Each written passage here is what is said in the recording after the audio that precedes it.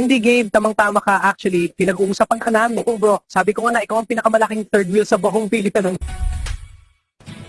Hindi ko ginusto to. Pinanganak lang talaga akong Hulk size.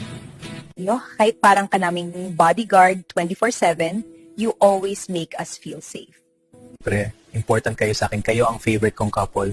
Pero yung sweetness niyo, means din ako kahit macho. Gaano makalaki yung mga taong kasama natin. Ikaw pa rin ang pinakamalaking space sa puso. Kaya saan cheesy na?